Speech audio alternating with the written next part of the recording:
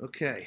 Hey, everybody. My name is Joe Bartley. My topic today is neoliberalism and charter schools. So to introduce this topic, I've chosen neoliberalism and charter schools, and more specifically, it's kind of the dichotomy between charter schools and public schools. So right here, I have three little bullet points for the topic and the articles that I've researched. The first one really looked at the efficiencies and even more so the technical efficiencies of charter schools versus traditional public schools. So what that kind of means is how efficient does administration run? How efficient are the teachers? Are the students producing well enough test scores? Basically, the technology of the school, all these different things. How efficient are these charter schools in relation to the traditional public schools, which they're kind of competing against? And what the real essential question of some of the articles I've looked at during this class and in other classes in the past before has been the second bullet point right here. Does money matter? So in the differences in spending money per student, the differences in spending money per student in a charter school versus traditional public schools. And that's kind of the whole idea of what charter schools are trying to bring to these areas where they've struggled in public schools, is that they're saying, hey, well, we have, we're paying more money to technology and classrooms, smaller class sizes, things like this, offering different alternatives, hoping that will produce better test scores and then ultimately, obviously, smarter, more intelligent, more productive students. And then lastly, I have how high stakes standardized testing, which is definitely part of the neoliberal movement. How has high stakes standardized testing affected the culture, performance, and students and teachers in school in general? I think anybody in here that's a teacher, especially at a public school, understands how important high-stakes standardized testing is, either to your evaluations or the student's evaluation. I know in my particular instance, our students are placed in their classes by their PSSA scores and their MAP testing, which is our local assessment. So again, this whole neoliberalism movement, there's a lot to talk about here. So I'm going to move on to the next slide here. Why did I choose this topic? I'm sure you can figure out by now that I am a public school teacher. This means a lot to me. And for my first point here, I just put down that we need to properly understand the efficiencies and the effectiveness of standardized tests, as well as privatizing these public schools. It's something that our district I work in a very low income school district where the students struggle heavily in standardized testing, and we're losing a lot of funding to charter schools in our area. My second point here is that as a public school teacher, these neoliberal reforms affect my class, my students, and my coworkers daily. I think the biggest thing that we struggle with is the standardized testing. So many of our students perform at below basic or basic, and we have less than 8% of our school actually performs in advanced. So we have a decent amount that are proficient, but it's these things really stress out the school. It affects the culture of our school. Our principal even jokes about it, that during PSSA testing, he tells us, he's like, no, he says as a joke, and knowing how ridiculous they are, he says that no learning is allowed to happen during state testing. And I think that's a huge problem, that we lose 2 to 3 weeks a year during the testing that we're not teaching our kids. Once testing gets out, we send them to a classroom, and then they're not learning. They're playing a game, watching a movie, or just reviewing.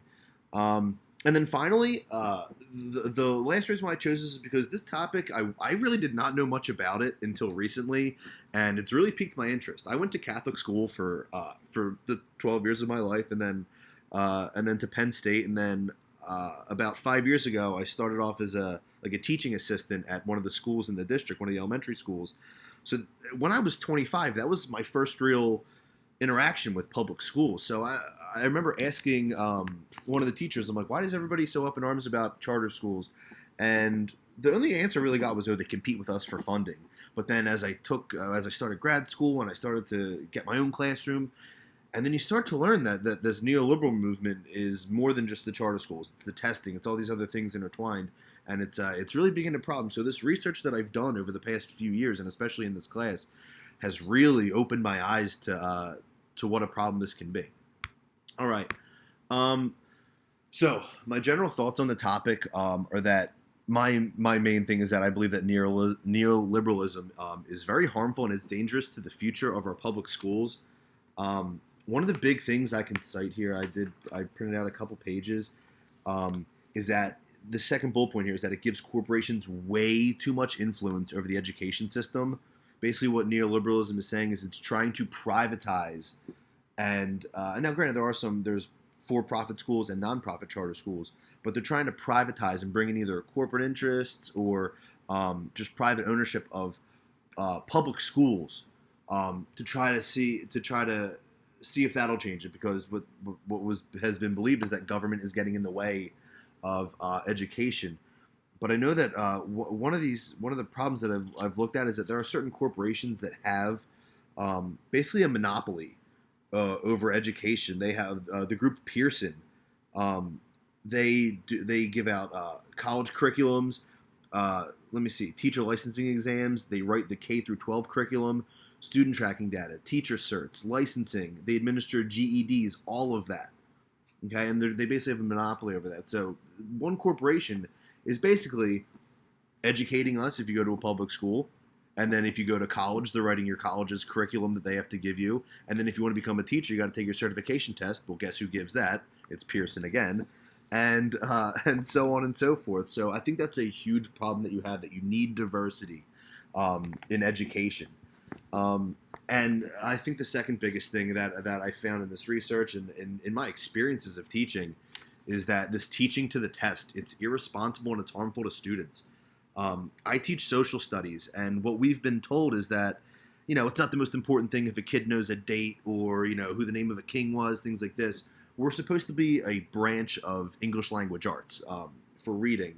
So we're essentially trying to work on reading skills with our students in social studies classes just through different content. Instead of doing, Tom Sawyer and Huck Finn or, The Crucible, we're supposed to be doing it through learning about Egypt or the American Revolution and things like that. And I think where the teaching to the test becomes irresponsible is that so the perfect example I can give is that my students struggle so hard with critical thinking and kind of, explaining, how do I want to say this? Reading, like comprehension. So for the writing portion of the PSSAs, we have so many kids in our school that get scored zeros because they don't write anything. So our principal and our supervisors have come down and they've told us, to say, tell the kids to write this. Say, in paragraph 4, the author says blank. Okay? So it's a great way to get them, and it's a great strategy. It's for text-based analysis. They get these kids to go back into the reading and cite their evidence. And this is why this is so important for this class. It's essentially doing research on a small reading article. And to go back in and say, in paragraph 2, the author says blank. And right there, that will get them at least 1 point onto their PSSAs, which boosts up our score. So in this whole teaching to the test, we're taking time out of my class, where I'm supposed to be teaching my curriculum, to teach these kids how to take the test properly. Now, granted, they do need to know how to go back into a passage and find information. But what's happening is that I'm finding myself taking a day and just burning into these kids' brains. I say, guys, listen, read the article. And I'll say, even if you don't know the answer, even if you can't think of it in a million years, just go in and write, in paragraph blank, the author says blank, and I feel this way because blank. So I'm essentially kind of, instead of teaching what I'm supposed to be teaching, I'm spending weeks out of my curriculum trying to teach these kids how to better take a test. All right, I'm going to move on after this. Okay, so then my thoughts on consuming research. Obviously, I think as a social studies teacher, I understand this. I don't want to say better than any other class, but I think you use research in social studies as much, if not more, than any other class. Research is vital for any education, for any educator, and it's my job as a social studies teacher to be able to convey those skills to my students. My whole curriculum is based off of looking at primary, secondary sources, and getting my students to look at them and say, okay, well, what do you see? Okay, well, what's wrong here? What's right here? Why did these people do this? And that's exactly what we've done in this class. Like, for instance, we start our chapter off and they go through the Lascaux cave paintings, the first real art left by humans, or I should say hominids millions of years ago. And my kids can look and say, oh, that's a hand, or that's a bull, or that's a monkey, that's a tiger. But I say, okay, well, why is this there? Why did they leave it there? What was the point of them doing this? And I think that leads me to my second point here, is that this questioning what we know and what we don't know. And what that is, that's the Socratic method. And when we actually get to Greece in my curriculum, we teach them about Socrates and how he learned by just why, questioning. And that's something that I feel like I've gotten a lot better at in this, because for this third bullet point here is that I learned how to break down the research into smaller, manageable segments. Research is never something that I've really been strong at. I understood the importance of it, but I never really understood kind of how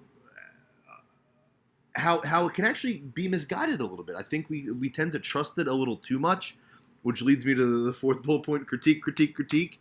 Doing these exercises in this class, you don't realize that some of these research that we relied on, they're flawed, and that's something that I always thought, when writing papers in college or in starting grad school, it says make sure they're peer reviewed. So I figured whenever I heard peer reviewed, I'm like, okay, this must be perfect. It must be, signed off by a bunch of people. They read it, they agree upon it, it's good. Boom, everything's done. But no, I mean, nothing's perfect, and that's the big thing that I really took away from this on my thought of how to consume research. It's to critique. It's that Socratic method. Well, maybe it's not perfect. Well, why isn't it perfect? So that's something that I really took away from this. And just to wrap everything up, these were my two articles that I had looked at: charter schools versus traditional public schools, a panel of study of technical efficiency in Ohio, and can ethnic diversity have a positive effect on school achievement? Any questions? Please reach out to me. And thanks for listening, everybody.